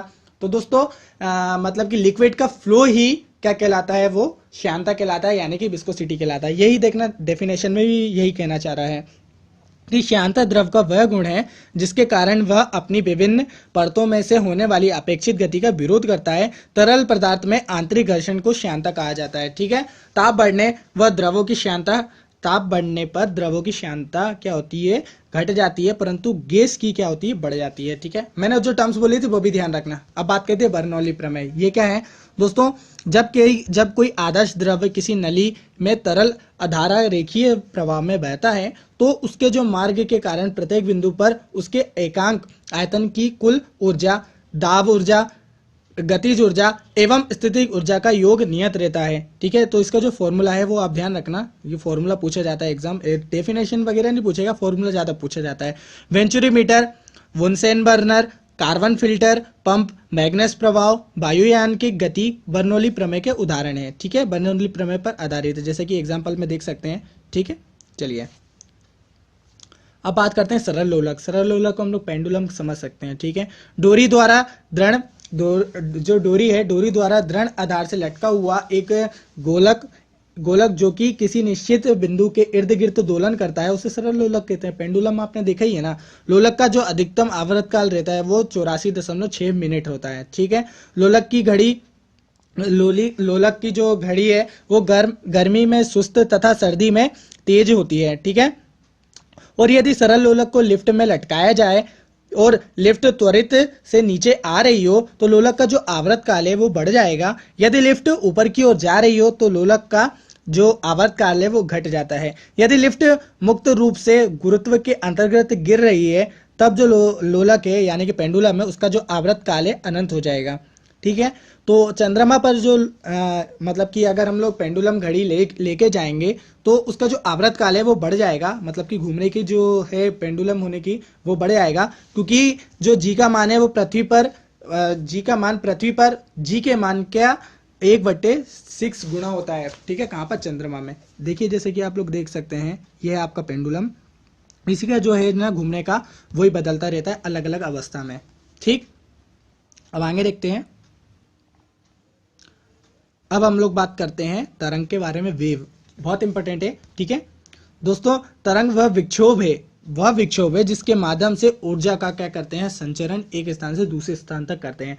मतलब कि जो एनर्जी है उसका डिस्प्लेसमेंट कर देते हैं हम लोग एक स्थान से दूसरे स्थान तक। ठीक, तरंग सामान्यतः दो प्रकार की होती हैं, एक तो होती है यांत्रिक तरंगे, दूसरी होती है विद्युत चुंबकीय तरंगे। ठीक है, यांत्रिक तरंगे दो प्रकार की होती है, अनुदैर्ध्य और अनुप्रस्थ, यही हमको पढ़ना है। ठीक है, तरंगों के प्रकार पहले पढ़ते हैं अनुदैर्ध्य तरंगे। अनुदैर्ध्य तरंगे क्या होती हैं, जब तरंग किसी गति की दिशा में, देखिए दोस्तों अच्छे से समझिएगा, अनुदैर्ध्य तरंग जब तरंग की गति की दिशा में माध्यम के कणों के कंपन करने की दिशा के अनुदिश या समांतर होती है तो ऐसी तरंग को अनुदैर्ध्य तरंगे कहा जाता है। ध्वनि तरंगे अनुदैर्ध्य तरंगों की उदाहरण है। ठीक है, इसको मैं आपको डायग्राम से बता देता हूँ। ठीक, तो क्या होती है अनुदैर्ध्य तरंगे, जैसे कि दोस्तों ये तरंग है, ये तरंग जा रही है। ठीक है, अब वो क्या है, इसी के जो अनुदिश है ये एक तरंग है, ये जा रही है, तो ये जो तरंग है ये दोनों तरंग एक दूसरे के क्या है, समांतर है, पैरेलल है। तो दोस्तों जो तरंग एक दूसरे के पैरेलल रहती हैं, मतलब कि क्या कहा जाए इसको, किसी एक्सिस के समांतर रहती हैं। मान लो दोस्तों अपन ने ये एक्सिस पढ़े ना, ये X axis by axis, X axis by axis. ठीक है, तो ये जो तरंग है ये तरंग जा रही है, ये अक्ष के समांतर जा रही है। ठीक है, तो ये अक्ष के जो समांतर तरंगे होती हैं उसको हम लोग कहते हैं अनुदैर्ध्य तरंगे। ठीक है, इतना आप समझ लेना। ठीक है, बहुत ही सिंपल तरीके से समझाने की कोशिश कर रहा हूँ आप लोगों को। चलिए, इसके बाद जो अनुप्रस्थ तरंगे, अनुप्रस्थ तरंगे क्या होती हैं, अक्ष के समांतर नहीं होती हैं, अक्ष के लंबवत होती हैं। ठीक है, बस इतना ही डिफरेंस है। जैसे कि ये हो गई हमारी प्रकाश तरंगे जो हैं वो अनुप्रस्थ तरंगे हैं। ठीक है, इसके बाद जो विद्युत चुंबकीय तरंगे, ये काफी इंपॉर्टेंट है। विद्युत चुंबकीय तरंगे ये ऐसी तरंगे हैं जिसके संचरण के लिए किसी माध्यम की आवश्यकता नहीं होती, कोई भी मीडियम की जो है ना आवश्यकता नहीं होती है। प्रकाश, ऊष्मा विद्युत चुंबकीय तरंग के उदाहरण है, मतलब कि लाइट और जो हीट है ना, ये विद्युत चुंबकीय तरंग के उदाहरण है। ठीक, चलिए, जो कैथोड किरणें हैं, कैनाल किरणें हैं, अल्फा बीटा किरणें, ध्वनि तरंग अर्थात जो पराश्रव्य तरंगे हैं, ये जो है ना विद्युत चुंबकीय तरंगे नहीं है। एग्जाम्पल में आपको पूछा जा सकता है, अगर क्वेश्चन आएगा कि विद्युत चुंबकीय तरंगे कौन कौन सी नहीं है, तो दोस्तों ये मैंने आपको बता दिए, इनको अच्छे से ध्यान रखना। ठीक, चलिए आगे बढ़ते हैं। अब बात करते हैं ध्वनि तरंगे। ध्वनि तरंगे मोस्ट इंपोर्टेंट है, तो कौन कौन सी होती हैं दोस्तों? सबसे पहले जान लेते हैं कि ध्वनि तरंगे होती क्या है। ध्वनि तरंगे एक स्थान से दूसरे स्थान तक तरंगों के रूप के जो गमन होता है, गमन करती हैं। दोस्तों ध्वनि तरंगे अनुदैर्ध्य यांत्रिक तरंगे होती हैं। ये तरंग वायु में 332 मीटर प्रति सेकंड लगभग की चाल से चलती हैं। यांत्रिक तरंगों की जो आवृत्ति परिसर होता है वो मुख्यतः 3 प्रकार का होता है। पहला तो होती है श्रव्य तरंगे होती है, दूसरी होती है अश्रव्य तरंगे, अपश्रव्य तरंगे, और तीसरी होती है पराश्रव्य तरंगे। अब दोस्तों ये काफी इंपॉर्टेंट है, अश्रव्य तरंगे, अपश्रव्य तरंगे और पराश्रव्य तरंगे, ये होती क्या है इसको हम लोग समझ लेते हैं। बात करते हैं श्रव्य तरंगे के तरंगों के बारे में। तो दोस्तों इसकी फ्रीक्वेंसी कितनी होती है? फिर इसकी फ्रीक्वेंसी होती है 20 हर्ट्ज से 20,000 हर्ट्ज के बीच में जो होती है इसकी फ्रीक्वेंसी होती है, मतलब कि आवृत्ति होती है, और इसे हम लोग क्या कर सकते हैं, अपने कान से सुन सकते हैं। ठीक है, और जो अपश्रव्य तरंगे होती है ना, वो 20 हर्ट्ज से कम होती है, जिसे हम लोग अपने कान से नहीं सुन सकते हैं। ठीक है, ये तरंगे सांपों द्वारा सुना जा सकता है। ठीक, उसके बाद बात करते हैं पराश्रव्य तरंगे। पराश्रव्य तरंग को भी हम लोग मनुष्य अपने कान से नहीं सुन सकते हैं। अगर हम लोग वो सुनेंगे ना तो ये हमारे लिए बहुत हार्मफुल है, क्योंकि दोस्तों ये 20,000 हर्ट्ज से अधिक तरह की तरंगे होती हैं, और मनुष्य कान से तो इसे सुन नहीं सकता है। लेकिन जो बिल्ली, कुत्ता, मच्छर आदि जो है ना, और चमगादड़, मतलब कि चमगादड़ तो ये तरंग उत्पन्न करता है, तो बिल्ली, कुत्ता, मच्छर ये सब आसानी से सुन सकते हैं। ठीक है, हम लोग नहीं सुन सकते, चमगादड़ इन तरंगों को उत्पन्न करता है। इसके बाद जो ध्वनि तरंग की जो चाल है वो सबसे अधिक ठोस में होती है, उसके बाद जो द्रव में, फिर उसके बाद गैस में होती है। काफी इंपॉर्टेंट है कि ध्वनि की जो चाल होती है वो किस में सबसे ज्यादा होती है? ठोस में ज्यादा होती है। तो दोस्तों आप इसका एग्जांपल मैं आपको देता हूँ। ट्रेन की जो पटरी है ना, पटरी में आपको ट्रेन दूर दूर तक नहीं दिखेगी, लेकिन जब आप पटरी से कान लगाओगे ना तो आपको ट्रेन का पता चल जाएगा कि पटरी को, मतलब कि ट्रेन कौन सी पटरी में आने वाली है। ठीक है, तो वो इससे ही पता चलता है, क्योंकि जो लोहा है ना, लोहा सॉलिड है, तो ठोस में जो है ना, मतलब कि ध्वनि की चाल अधिक होती है। इसके बाद माध्यम का ताप बढ़ने पर एक घनत्व एवं घनत्व बढ़ने पर ध्वनि का जो है वो वेग बढ़ जाता है। प्रतिध्वनि सुनने के लिए श्रोता व परावर्तक तल के बीच की जो दूरी है वो कम से कम 17 मीटर होनी चाहिए। इसके बाद जो पराश्रव्य ध्वनि है उनके उपयोग पूछ लिए जाते हैं कि संकेत भेजने में इसका उपयोग किया जाता है, समुद्र की गहराई का पता लगाने में, कीमती कपड़ों, वायुयान, घड़ियों के पुर्जे को साफ करने में, कल कारखानों की चिमनियों से काली हटाने में, और दूध के अंदर हानिकारक जो जीवाणु है उनको नष्ट करने में, अंधेरे में चमगादड़ का उड़ना, गठिया रोग के उपचार व मस्तिष्क में ट्यूमर का पता लगाने में। ठीक है, तो यहाँ जो है पराश्रव्य का मतलब कि यूज किया जाता है तरंगों का। दोस्तों जो सोनार है यह एक ऐसी विधि है जिसके द्वारा जो समुद्र में डूबी गई वस्तुओं का पता लगाया जाता है। इसके लिए पराश्रव्य जो तरंगे हैं, तरंगों का प्रयोग किया जाता है। ठीक, चलिए, तो ये हो गई हमारी ध्वनि तरंगे। अब बात करते हैं हीट भी बहुत इंपॉर्टेंट है दोस्तों। ऊष्मा का एक ऊर्जा है, मतलब कि ऊष्मा भी, हीट भी एक प्रकार की क्या है, एनर्जी है, जिससे हमें वस्तु की गर्माहट की अनुभूति होती है। जैसे कि दोस्तों आप कोई भी आग तापते हैं तो आपको आग से क्या होती है, अपने आप में एक गर्माहट महसूस होती है ना, वही क्या है, हीट है दोस्तों। इसका जो मात्रक है वो कैलोरी है, किलो कैलोरी तथा जूल। ठीक है, 3 मात्रक हैं, इसको आप ध्यान रखिएगा। इसके बाद 1 कैलोरी बराबर कितना जूल होता है, तो 4.186 जो है वो इसका जूल होता है 1 कैलोरी बराबर। ठीक है, अब ताप क्या होता है, हमारा टेम्परेचर। ताप किसी वस्तु की गर्माहट तथा ठंडक का मापन है। जब 2 वस्तुएं संपर्क में स्थित होती हैं तो ऊष्मा का प्रवाह सदैव उच्च ताप वाली वस्तु से निम्न ताप वाली वस्तु की ओर होता है। तो यही क्या कहलाता है, ताप कहलाता है। मानव शरीर का जो सामान्य ताप होता है, ये अक्सर एग्जाम में पूछा जाता है, मोस्ट इंपोर्टेंट है, 37 डिग्री सेल्सियस, या तो हम लोग फ़ारेनहाइट में देखें तो 98.4 फ़ारेनहाइट होता है। -40 डिग्री सेल्सियस पर ताप सेल्सियस और फ़ारेनहाइट समान होते हैं। डॉक्टरी थर्मामीटर के अनुसार हम लोग देखें तो 96 डिग्री फ़ारेनहाइट से 110 फ़ारेनहाइट तक का जो ताप मापा जाता है डॉक्टरी थर्मामीटर से, जबकि पारे का जो हिमांक है वो कितना होता है, मतलब कि मेल्टिंग पॉइंट कितना होता है, -39 डिग्री सेल्सियस होता है। इससे नीचे का जो ताप मापने के लिए हम लोग एल्कोहल युक्त जो थर्मामीटर है उसका प्रयोग करते हैं। एल्कोहल का जो हिमांक होता है वो मतलब कि मेल्टिंग पॉइंट होता है -115 डिग्री सेल्सियस होता है। ठीक है, ध्यान रहेगा आपको। वस्तु के ताप को मापने के लिए जो यंत्र यूज किया जाता है थर्मामीटर है, नॉर्मल बात है। ठीक है, विशिष्ट ऊष्मा क्या होती है? किसी पदार्थ की विशिष्ट ऊष्मा की वह मात्रा है जो उस पदार्थ के एकांक द्रव्यमान, एकांक मतलब मैंने आपको जाना है एक अंक, ठीक है, उसके बाद एकांक द्रव्यमान के एकांक ताप में वृद्धि में उत्पन्न करती है। ठीक है, किसी पदार्थ की एकांक द्रव्यमान का ताप 1 डिग्री सेल्सियस बढ़ने के लिए आवश्यक ऊष्मा की मात्रा को पदार्थ की विशिष्ट ऊष्मा कहा जाता है। इसमें आप फॉर्मूला याद रखना, S = Q upon m del T। ठीक है, जिसमें Q ऊष्मा है और m द्रव्यमान है, जहां T मतलब कि डेल T क्या है, तापांतर है। डेल T क्या है, आपका तापांतर है, तापों के टेम्परेचर के बीच का जो अंतर है वो तापांतर है। ठीक है, इसका जो मात्रक है वो जूल, किलोग्राम या केल्विन कह दो या कैलोरी ग्राम डिग्री सेल्सियस कहते हैं। ठीक है, चलिए, तो ये हो गया आपका विशिष्ट ऊष्मा। अब बात करते हैं जल की विशिष्ट ऊष्मा सबसे अधिक होती है। अगर आपसे क्वेश्चन आए कि विशिष्ट ऊष्मा सबसे ज्यादा किसकी होती है, जल की।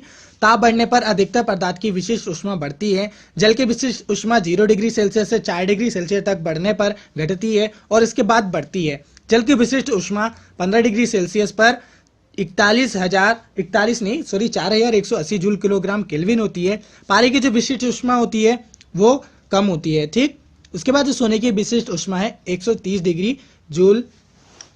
जूल किलोग्राम केल्विन होती है। ठीक है, विशिष्ट ऊष्मा के कुछ उदाहरण देख लें। खाना पकाने में बर्तन एल्यूमिनियम, कांस्य तथा इस्पात के बनाए जाते हैं, क्योंकि इन पदार्थों की जो विशिष्ट ऊष्मा है वो कम तथा चालकता इनकी अधिक होती है, इसलिए हम लोग क्या करते हैं, इसमें खाना बनाते हैं। इसके बाद जो थर्मस फ्लास्क है वो दोहरी कांच की दीवार के बने होते हैं, जिसके कारण इनमें से ऊष्मा का संचरण ना के बराबर होता है तथा रखी गई गर्म वस्तु गर्म व ठंडी बनी रहती है। ठीक है, वस्तु क्या होती है, ठंडी बनी रहती है। ठीक, ये किसके कारण, विशिष्ट ऊष्मा के कारण। अब और उदाहरण देख लेते हैं दोस्तों। उदाहरण तो देखना जरूरी है क्योंकि उदाहरण से ही अक्सर एग्जाम में क्वेश्चन आते हैं।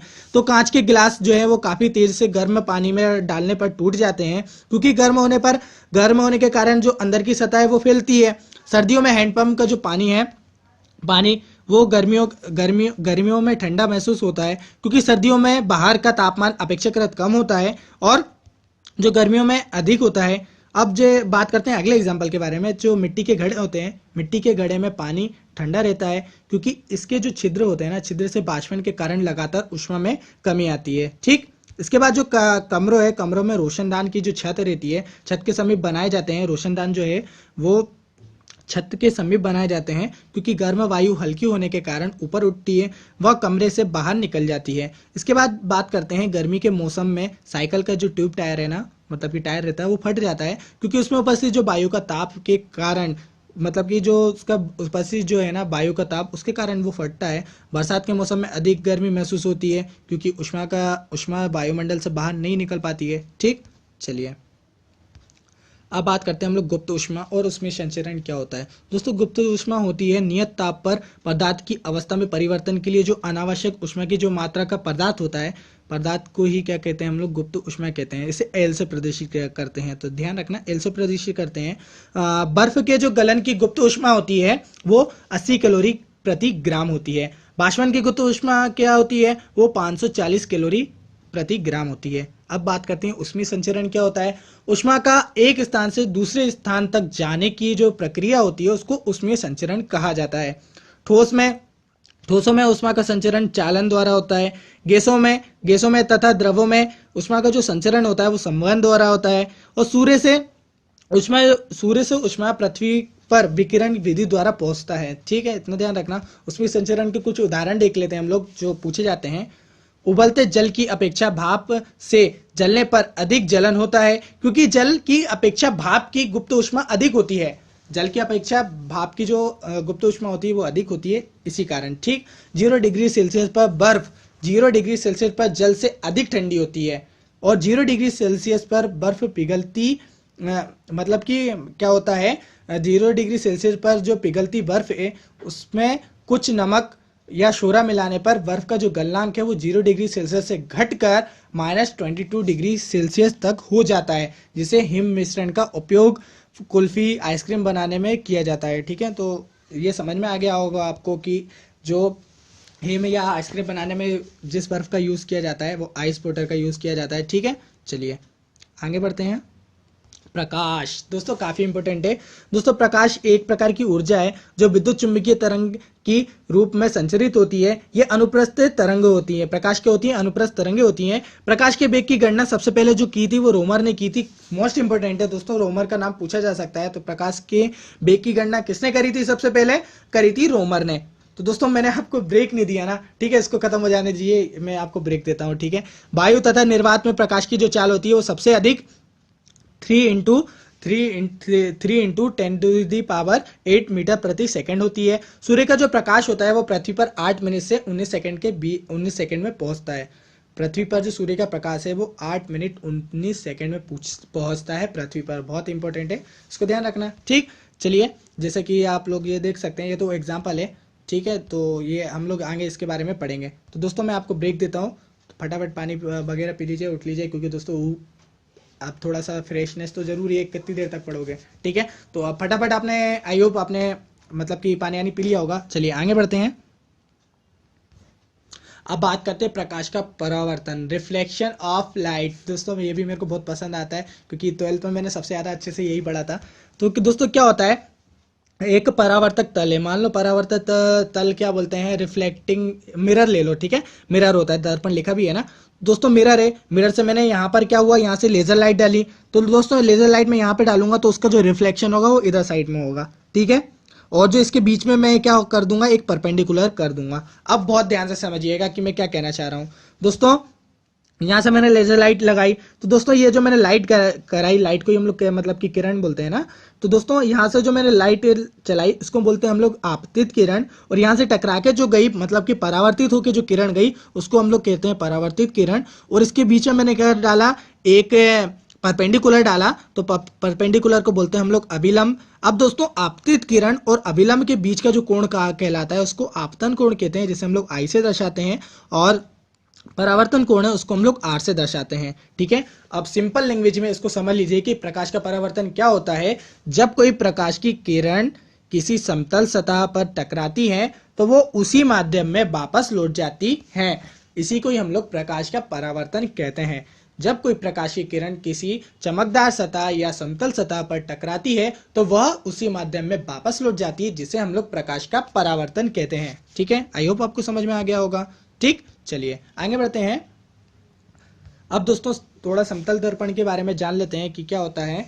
दोस्तों प्रतिबिंब काल्पनिक व वस्तु के बराबर व पार्श्व उल्टा बनता है। कोई वस्तु, कोई मतलब कि कोई भी व्यक्ति है, कोई व्यक्ति v चाल से दर्पण की ओर चलता है तो उसे दर्पण पर अपना प्रतिबिंब 2v चाल से अपनी ओर गति करता हुआ प्रतीत होता है। मतलब कि आप दर्पण के पास दौड़ोगे ना, मतलब कि मिरर लेना, उसके सामने आप दौड़ना, तो दोस्तों जितनी तेज आप दौड़ोगे ना उससे दुगनी तेजी से वो आपके सामने आएगा। ठीक है, समतल दर्पण पे किसी वस्तु को जो पूर्ण प्रतिबिंब देखने के लिए दर्पण की जो लंबाई है ना वो वस्तु की लंबाई की आधी होनी चाहिए। अगर आपको किसी दर्पण में मतलब कि किसी मिरर में अपनी इमेज देखनी है ना तो अपनी हाइट का इमेज अपने सामने रख लेना, आपको पूरी इमेज दिख जाएगी उसमें।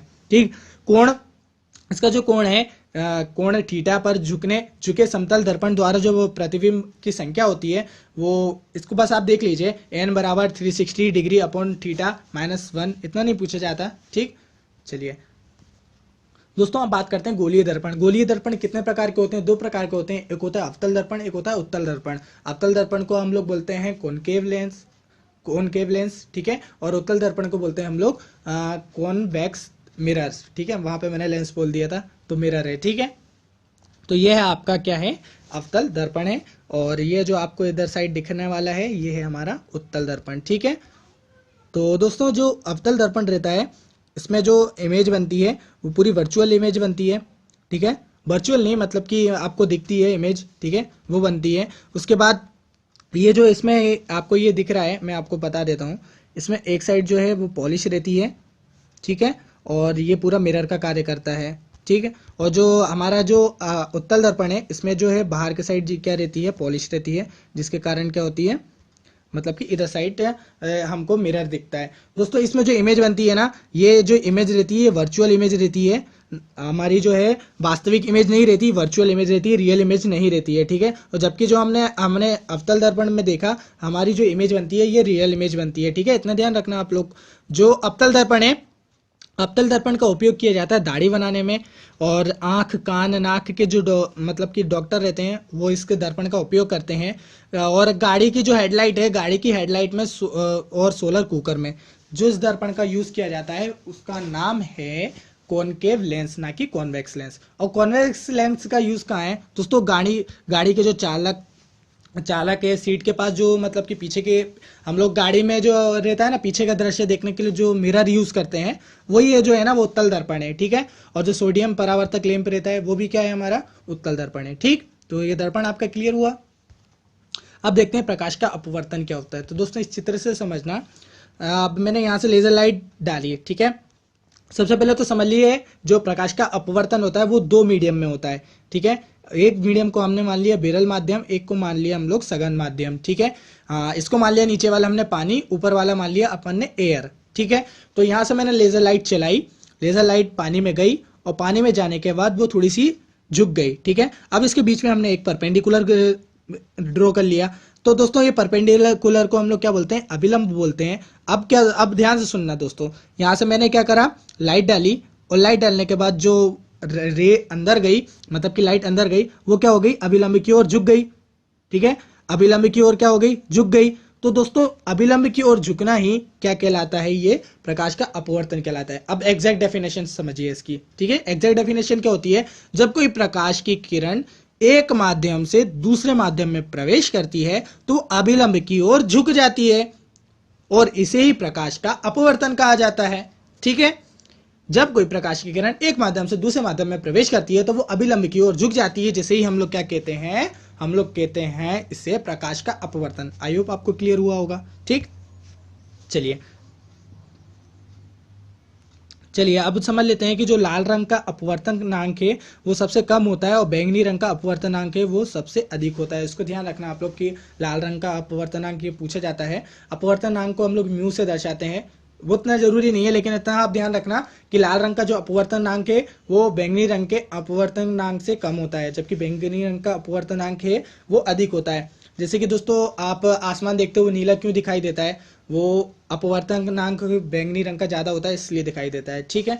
इसके बाद आप ध्यान रखना, जब प्रकाश की किरण एक माध्यम से दूसरे माध्यम में जाती है तो इसकी जो आवृत्ति है वो अपरिवर्तित रहती है, जबकि जो तरंगदैर्घ्य व उसका वेलोसिटी है, मतलब कि वेवलेंथ है और उसकी वेलोसिटी वो बदल जाती है। अब निरपेक्ष अपवर्तनांक क्या होता है, वैक्यूम में जो लाइट की स्पीड बोल लो या मीडियम में लाइट की स्पीड बोल लो, उसके जो अनुपात है, रेशियो है, उसको हम लोग निरपेक्ष मतलब कि अपवर्तनांक कहते हैं।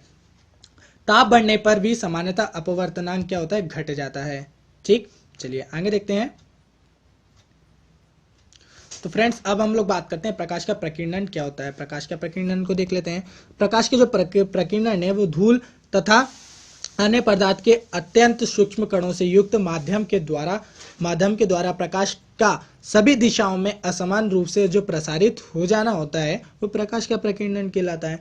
दोस्तों प्रकाश का प्रकीर्णन जो होता है ना, वो जो होता है, मतलब कि देखिए जो अपना ब्लू कलर है, ब्लू कलर का प्रकाश का प्रकीर्णन ज्यादा होता है। प्रकीर्णन को एक तरीके से ऐसे समझिए, फैलाव कोई भी कलर का फैलाव कितना होता है। आप अक्सर दीपावली में लाइट्स को देखते होंगे, अगर रेड लाइट है, रेड लाइट तो बहुत दूर तक जाती है क्योंकि उसकी वेवलेंथ सबसे ज्यादा होती है, लेकिन जो ब्लू लाइट रहती है वो फैलाव होती है, फैलती है ना, मतलब कि एकदम सीधी तो नहीं जाती, वो फैलती है। आप देख लेना, प्रैक्टिकल करके देखना, जब आप कोई भी ब्लू लाइट देखोगे ना तो वो फैली हुई दिखेगी, आजू बाजू है ना वो क्लियर नहीं दिखती, फैली हुई दिखती है, जबकि रेड लाइट क्लियर आपको दिखती है, ठीक। चलिए इसके बाद बात करते हैं लेंस। लेंस दो प्रकार के होते हैं, उत्तल और अवतल लेंस, ठीक है। जब लेंस अधिक अपवर्तनांक वाले होते हैं, उसको अगर द्रव्य में डुबाया जाता है तो उसकी जो फोकस दूरी है, फोकल लेंथ है, वो क्या होती है, फोकल लेंथ बढ़ जाती है। तथा जो उत्तल लेंस है, अवतल लेंस की भांति तथा उत्तल लेंस की भांति कार्य करता है। कब, जब उसको हम लोग पानी के अंदर डुबा दें। किसको, लेंस को अधिक अपवर्तनांक वाले द्रव में डुबाया जाए तो। ठीक, चलिए, वायु का जो बुलबुला है वो द्रव में अवतल लेंस की भांति कार्य करता है। काफी इंपॉर्टेंट है दोस्तों। पूछा जाता है कि जो वायु का बुलबुला है, बुलबुला वो मतलब कि किसकी तरह कार्य करता है, वो अवतल लेंस की तरह कार्य करता है। लेंस की जो क्षमता है, वो क्षमता का जो मात्रक है वो डायऑप्टर है। ठीक है, डायऑप्टर पूछा जाता है कि लेंस की क्षमता नापने का जो मात्रक है वो क्या है, डायऑप्टर है। ठीक है, जैसे कि आपको ये दिख रहा है, ये है कॉन्वेक्स लेंस। ठीक है, और अब मैं आपको दिखाने वाला हूँ ये है कॉनकेव लेंस। ठीक है, तो अब हम लोग पढ़ते हैं कि कॉन्वेक्स लेंस कैसा है, इसको मैं याद कैसे कर सकते हैं। फ्रेंड्स, इसको याद करने के लिए कॉन्वेक्स, आप नाम याद रखिए कॉन्वेक्स। ठीक है, मैं लिख देता हूँ यहाँ पे। ठीक है, तो ये हो गया कॉन्वेक्स। अब दोस्तों इसमें आपको एक चीज दिख रही होगी, इतना हिस्सा ये वी जैसा दिख रहा है, तो इसमें भी क्या छुपा हुआ है, वी छुपा हुआ है, तो इसलिए ये हो गया कॉन्वेक्स लेंस। जबकि कॉनकेव लेंस है, कॉनकेव लेंस ऐसा बनता है हमारा, जैसे कि नीचे देखा था हमने, ऐसा लेंस बनता है। ठीक है, तो कॉनकेव में लिख देता हूं।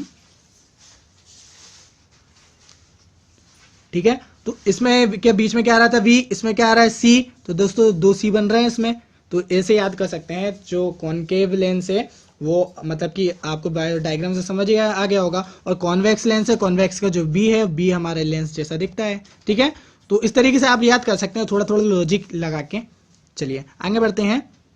इसके बाद जो आकाश का रंग नीला दिखाई देता है, वो क्योंकि नीला रंग सबसे अधिक जो है प्रकीर्णन होता है और फैल जाता है। जैसे कि मैंने आपको बताया था, नीला रंग का जो है ना, जो फैलाव है वो ज्यादा होता है। फैलाव भी मैंने बताया था ना आपको, प्रकीर्णन फैलाव एक तरीके का फैलाव होता है, इसलिए जो आसमान है वो नीला है। इसके बाद हमारे दर्पण, हम दर्पण में अपने आप को देख पाते हैं, क्योंकि जो दर्पण से प्रकाश का क्या होता है, हमारे अंदर परावर्तन हो जाता है। प्रकाश के परावर्तन के कारण ही हम अपने आप को मिरर में देख पाते हैं। पृथ्वी के वायुमंडल में अपवर्तन के कारण ही तारे टिमटिमाते हैं और खतरे के निशान लाल रंग के बनाए जाते हैं, क्योंकि लाल रंग का जो तरंग दैर्ध्य वो सबसे अधिक रहता है और सबसे कम रहता है बैंगनी रंग का तरंग दैर्ध्य। ठीक है, इसके बाद जो वर्षा के मौसम में इंद्रधनुष दिखाई देता है, जो कि प्रकाश के वर्ण विक्षेपण का उदाहरण है, जिसमें प्रकाश के अपवर्तन तथा पूर्ण आंतरिक परिवर्तन की मतलब कि परावर्तन की क्या है, मतलब कि घटनाएं शामिल है। बिजली चमकते समय जो प्रकाश पहले दिखाई देता है तथा ध्वनि बाद में सुनाई देती है, क्योंकि प्रकाश की चाल है ना, वो ध्वनि की अपेक्षा अधिक होती है। प्रकाश की चाल ध्वनि की अपेक्षा ज्यादा होती है। ठीक है, इतना ध्यान रखना। पूछा जाता है कि ध्वनि की चाल ज्यादा होती है कि प्रकाश की चाल ज्यादा होती है, प्रकाश की चाल ज्यादा होती है। ठीक, गर्मियों में सफेद वस्त्र का जो उपयोग है वो अधिक किया जाता है, क्योंकि सफेद वस्त्र ऊष्मा के अच्छे परावर्तक होते हैं, काले वस्त्र ऊष्मा के अच्छे अवशोषक होते हैं, इसलिए जो सोलर कुकर बनाया जाता है वो काला बनाया जाता है। ठीक, द्रव में अंशतः डूबी हुई सीधी छड़ टेढ़ी दिखाई दे पड़ती है, क्योंकि यह प्रकाश के अपवर्तन के कुछ उदाहरण है। जल के अंदर पड़ी हुई वस्तु वास्तविक गहराई से कुछ ऊपर दिखाई पड़ती है। हीरे का जो चमकना है वो पूर्ण आंतरिक परिवर्तन का उदाहरण है। ठीक है, ये पूछा जाता है हीरे का चमकना किसका उदाहरण है, पूर्ण आंतरिक परावर्तन का।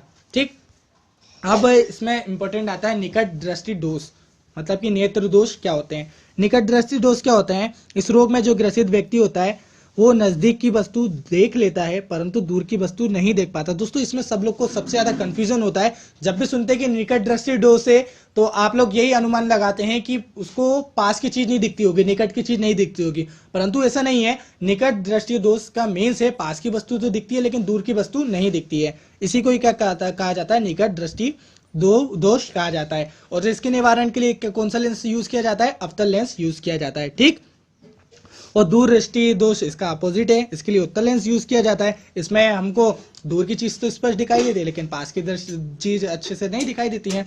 जरा दृष्टि दोष क्या होता है, इस जो जरा दृष्टि दोष है, इस दोष में व्यक्ति को दूर तथा पास की वस्तु है ना वो नहीं देख पाता है। इस दोष का जो निवारण है वो द्विफोकसीय लेंस के द्वारा किया जाता है, मतलब कि जिसमें दो फोकस हो, दो फोकल लेंथ हो, उसके माध्यम उस लेंस का यूज करके इस दृष्टि दोष को दूर किया जाता है। ठीक दोस्तों, जो अबिंदुकता है इसमें नेत्र क्षैतिज दिशा में तो ठीक देख पाता है परंतु ऊर्ध्व दिशा में नहीं देख पाता है। ठीक, इतना तो कुछ ध्यान रखना आप लोग। इसके निवारण के लिए बेलनाकार जो लेंस है उसका उपयोग किया जाता है। अब बात करते हैं इलेक्ट्रिसिटी, विद्युत, जो कि बहुत इंपॉर्टेंट है। आखिर इलेक्ट्रिसिटी होती क्या है दोस्तों, पदार्थ को परस्पर रगड़ने पर या घर्षण से उस पर जो आवेश उत्पन्न होता है उसी को हम लोग स्थिर विद्युत कहते हैं। ठीक है, मतलब कि एक तरीके का आवेश जो है ना वो उपस्थित होता है, मतलब कि उत्पन्न हो जाता है। जब आप दो वस्तु को रगड़ोगे ना तो उसमें एक आवेश उत्पन्न होगा, उसी को क्या कहा जाता है, स्थिर विद्युत कहा जाता है। ठीक है, इसके में जो आवेश जो रहता है ना वो स्थिर रहता है। अब दोस्तों एक चीज इंपॉर्टेंट पॉइंट याद रखना, जो बेंजामिन फ्रैंकलिन थे उन्होंने दो प्रकार के आवेशों को बताया, मतलब कि नाम दिया था, आवेशों को दो नाम दिए थे, एक दिया था धनात्मक और एक ऋणात्मक आवेश। समान प्रकार के आवेश जो मतलब कि आवेश होते हैं वो परस्पर प्रतिकर्षित होते हैं, रिफ्लेक्ट होते हैं। ठीक है, और जो विपरीत प्रकार के मतलब कि आवेश होते हैं वो आकर्षित होते हैं। ठीक है, अट्रैक्ट होते हैं। अट्रैक्ट मतलब कि आप मैग्नेट लेना, मैग्नेट में जो नाउथ है उस नाउथ पोल है और नॉर्थ पोल है और साउथ पोल है, वो दोनों क्या होते हैं आपस में आकर्षित होंगे, लेकिन आप नॉर्थ नॉर्थ करोगे तो क्या होंगे, प्रतिकर्षित होंगे, मतलब कि दूर भागेंगे। मतलब कि समान प्रकार के दूर भागते हैं और अलग अलग पोल के क्या होते हैं, पास आते हैं। किसी खोखले चालक के भीतर विद्युत क्षेत्र शून्य होता है, इतना ध्यान रखना। चालक जिन पदार्थों से होकर आवेश मतलब कि आवेश सरलता से प्रवाहित होता है उन्हें चालक कहते हैं। चालक क्या होता है, देखो दोस्तों, चालक मतलब होता है फ्लो ऑफ इलेक्ट्रॉन, जिसमें इलेक्ट्रॉनों का प्रवाह आसानी से हो जाए वो चालक कहलाते हैं। ठीक है, जैसे कि चांदी होगी, तांबा, एल्युमिनियम। सबसे अच्छा चालक जो होता है वो चांदी होती है, उसके बाद ग्रेफाइट होता है। ठीक है, इतना ध्यान रखना। इसके बाद जो कुचालक है, कुचालक जिसमें इलेक्ट्रिसिटी प्रवाह ना हो पाए वही कुचालक कहलाता है। ठीक है, जैसे कि लकड़ी हो गई, कागज, रबड़, इसमें क्या होती है, इलेक्ट्रिसिटी का प्रवाह नहीं होता है। चालक तथा कुचालक पदार्थ के अतिरिक्त कुछ पदार्थ ऐसे भी हैं जिनकी जो विद्युत चालकता है चालक एवं कुचालक पदार्थों के बीच में कार्य करती है, उसको अर्धचालक कहते हैं, जैसे कि सिलिकॉन, जर्मेनियम। दोस्तों अर्धचालक यानी कि सेमीकंडक्टर होते हैं जो कि कभी कभार चालक की तरह कार्य करते हैं और जो कभी कभार कुचालक की तरह भी कार्य करते हैं, उसी को हम लोग सेमीकंडक्टर या अर्धचालक कहते हैं। ठीक, चलिए अब बात करते हैं ओम का नियम के बारे में। दोस्तों ओम का नियम बहुत इंपॉर्टेंट है। ओम का नियम क्या होता है, नियत ताप पर चालक के सिरों पर लगाया गया जो विभवांतर होता है उसमें जो प्रवाहित होने वाली धारा है उसके अनुक्रमानुपाती होता है। जैसे कि B equal to I R पढ़ा होगा आप लोगों ने, B equal to I R, जिसमें V वोल्ट है, I करंट है और R प्रतिरोध है। ठीक है, V इक्वल टू क्या होता है, आई आर। ठीक है, तो R इसमें प्रतिरोध है, तो यही क्या है आपका ओम का नियम है। इसके बाद धातुओं का ताप बढ़ाने पर उसका जो प्रतिरोध है वो बढ़ जाता है, धातुओं का ताप बढ़ाने पर उसका प्रतिरोध बढ़ जाता है। और अर्धचालकों का अगर हम लोग ताप बढ़ाएंगे तो उनका प्रतिरोध क्या होगा, घट जाएगा। सेमीकंडक्टर का अगर हम लोग टेम्परेचर बढ़ाते हैं तो प्रतिरोध घट जाता है। इसके बाद जो विद्युत अपघटे है जिसमें रासायनिक ऊर्जा को विद्युत ऊर्जा में रूपांतरित किया जाता है, का ताप बढ़ाने पर उनका जो प्रतिरोध है वो घट जाता है। दोस्तों जब विद्युत अपघटे को हम लोग रासायनिक ऊर्जा को विद्युत ऊर्जा में परिवर्तित करते हैं, ठीक है, तो उसमें ताप बढ़ाने पर उनका प्रतिरोध क्या होता है, घट जाता है। और धातुओं का जो विशिष्ट प्रतिरोध है वो केवल धातुओं के पदार्थ पर निर्भर करता है। विद्युत प्रतिरोध का मात्रक ओम होता है। ठीक है, विद्युत प्रतिरोध का मात्रक क्या होता है, ओम होता है।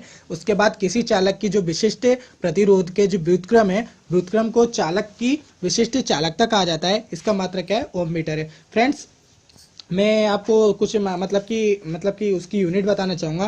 करंट है, करंट को हम लोग हमेशा एम्पियर में, एम्पियर जो है उसका मात्रक है। और दोस्तों जो वोल्ट है, वोल्ट का मात्रक मतलब कि वोल्टेज है उसका मात्रक वोल्ट है। और जो आर है, आर का मात्रक ओम है। ओम जैसा कि मैं आपको बता चुका हूँ, हेडफोन जैसा होता है, हेडफोन से आप याद रखना, उसका मात्रक ओम याद हो जाएगा। इसके बाद दोस्तों कुछ टर्म्स है, कुछ मीटर हैं, ये आपको पूछे जा सकते हैं। जैसे कि बात करते हैं अमीटर के बारे में। अमीटर विद्युत धारा को एम्पियर में मापने, दोस्तों मैं सिंपल से तरीके से समझा देता हूँ, आपको अच्छे से समझ में आ जाएगा।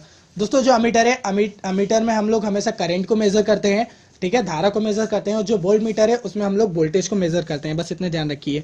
ठीक है, उसके बाद जो विद्युत फ्यूज है, विद्युत फ्यूज का जो प्रयोग है परिपथ में लगे उपकरणों की सुरक्षा के लिए किया जाता है। और यह तांबा, टिन व शीशे के मिश्र धातु का बना होता है। ठीक है, फ्यूज, विद्युत फ्यूज, इसका ध्यान रखना, इसका जो गलनांक है वो कम होता है। यह सदैव श्रेणी क्रम में जोड़ा जाता है। विद्युत सामर्थ्य की जो माप है वो अश्वशक्ति में होती है। ठीक है, जो बल्ब का फिलामेंट है वो टंगस्टन का बना होता है। बल्ब में आपने देखा होगा जो वायर होता है वो टंगस्टन का बना होता है। ठीक है, उसका फिलामेंट बोला जाता है। ठीक है, तो इतना ध्यान रखना। जो घरेलू परिपथ है सभी अवयव जो है वो समांतर क्रम में उसमें लगे होते हैं। चलिए आगे बढ़ते हैं। अब बात करते हैं चुंबक के बारे में। चुंबक लोहे तथा अन्य पदार्थों का एक टुकड़ा होता है जो लोहे के पदार्थों को अपनी ओर आकर्षित करता है। स्वतंत्र रूप से लटकाए जाने पर उत्तर तथा दक्षिण दिशा में यह ठहरता है। चुंबक को क्षैतिज तल से स्वतंत्रता पूर्वक लटकाने पर उसका जो एक ध्रुव है सदैव उत्तर की ओर तथा दूसरा सदैव दक्षिण की ओर ठहरता है। उत्तर की ओर तैरने वाला जो ध्रुव है वो उत्तरी ध्रुव, व दक्षिण की ओर जो ठहरने वाला ध्रुव है उसको दक्षिणी ध्रुव कहा जाता है। समान ध्रुव में प्रतिकर्षण एवं असमान ध्रुव में क्या होता है, आकर्षण होता है, जैसे कि मैं आपको पहले ही बता चुका हूँ। और जो प्राकृतिक चुंबक लोहे का जो है ना वो ऑक्साइड वो मैग्नेटाइट होता है, ठीक, इतना ध्यान रखना। इसके बाद चुंबकीय पदार्थों का जो वर्गीकरण है उसको ध्यान रखिए, ये पूछा जा सकता है। पहले बात करते हैं प्रतिचुंबकीय पदार्थ, ये कौन कौन से होते हैं। मतलब कि प्रतिचुंबकीय पदार्थ मतलब कि चुंबक से क्या होता है, रिफ्लेक्ट होते हैं, वो उनको प्रतिचुंबकीय पदार्थ कहा जाता है। जस्ता, बिस्मित, तांबा, चांदी, सोना, हीरा आदि जो है वो किसके उदाहरण है, वो प्रतिचुंबकीय पदार्थ के उदाहरण है। अब बात करते हैं अनुचुंबकीय पदार्थ, जो ज़्यादा मतलब कि ज़्यादा प्रतिचुंबकीय पदार्थ से थोड़ा ज़्यादा हार्ड रहते हैं। वो प्लेटिनम हो गया, क्रोमिनियम हो गया, सोडियम हो गया और एल्यूमिनियम हो गया, ऑक्सीजन हो गया आदि जो है अनुचुंबकीय पदार्थ के उदाहरण है। लोह चुंबकीय पदार्थ देख लेते हैं। मतलब दोस्तों ये पदार्थ मैं वो बता रहा हूँ जो चुंबक की ओर आकर्षित होते हैं, ठीक है। लोहा हो गया, निकिल हो गया, कोबाल्ट, इस्पात, ये सब क्या है, चुंबक की ओर आकर्षित होते हैं, ठीक है, इतना ध्यान रखना। अब बात करते हैं जो आधुनिक एवं परमाणु भौतिकी। दोस्तों परमाणु के जो सूक्ष्म कण होते हैं जो रासायनिक क्रिया में भाग ले सकते हैं परंतु स्वतंत्र अवस्था में नहीं रह सकते, वो परमाणु मुख्यतः तीन मूल कणों जैसे कि इलेक्ट्रॉन, प्रोटॉन, न्यूट्रॉन से मिलकर बनते हैं। परमाणु में आप लोग जानते हैं कि क्या होता है, एक इलेक्ट्रॉन होता है, एक प्रोटॉन और न्यूट्रॉन होता है जो न्यूक्लियस में होते हैं, ठीक है। इसके बाद कुछ आप जान लीजिए, ये देख लेना कि पदार्थ के मूल कणों की जो विशेषता है, जैसे कि आप जान लीजिए प्रोटॉन का जो द्रव्यमान होता है इतना होता है, इतना नहीं पूछा जाता है, ठीक है, तो इसको आप एक बार देख लेना, ठीक है। साथ ही जो वर्ष 2015 है, 2015 में भौतिकी का जो नोबेल पुरस्कार मिला था संयुक्त रूप से प्रोफेसर तकाकी काजिता और साथ में प्रोफेसर ऑथर मैकडोनाल्ड को प्रदान किया गया था। तो बस इनका नाम याद रखना। इन्हें यह पुरस्कार न्यूट्रिनो ऑसिलेशन की खोज के लिए मिला था और यह खोज न्यूट्रिनोस में भी द्रव्यमान होने से संबंधित मतलब की संभाव्यता को बताता है, ठीक। फ्रेंड्स अब हम लोग बात करते हैं एक्स किरणों के बारे में। जो एक्स किरणें हैं वो विद्युत चुंबकीय तरंगें होती हैं। इसकी तरंग की जो परास रहती है यानी कि जो रेंज रहती है उसको हम लोग कहते हैं 0.1 एंगस्ट्रॉन से और 100 एंगस्ट्रॉन तक होती है, इसकी जो रेंज होती है। एक्स किरणों की जो खोज की थी कॉनरेड रोन्टजन ने की थी, तो इतना ध्यान रखना, ये अक्सर एग्जाम में पूछा जाता है।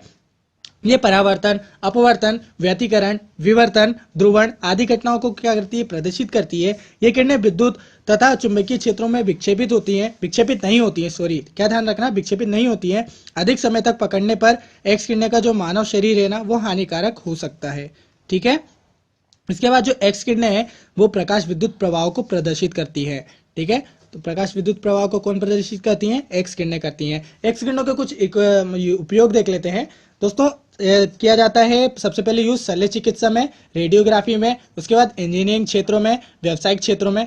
आप शल्य चिकित्सक में किस तरीके से एक्स किरणों का जो उपयोग किया जाता है मानव शरीर के जो भीतर टूटी हड्डियां है, आप सभी लोग जानते ही हैं कि धसी हुई गोली, पथरी आदि का जो पता लगाया जाता है ना वो एक्स किरणों द्वारा किया जाता है। अब रेडियोग्राफी में कैसे दोस्तों, एक्स किरणों के द्वारा जो रोगों का उपचार होता है वो कैंसर में, जैसे कैंसर में शरीर के उस भाग पर एक्स किरणें डालने का रुग्ण सेल नष्ट हो जाती है। अब इंजीनियरिंग क्षेत्र में एक्स किरणों का उपयोग भवन अथवा पुलों में लगे लोह के शीतारों मतलब कि जो क्षतीरों हैं के भीतर उपस्थित दरार, वायु के बुलबुले आदि का पता लगाने में किया जाता है। व्यवसाय के क्षेत्र में भी किया जाता है इसका उपयोग, ठीक है।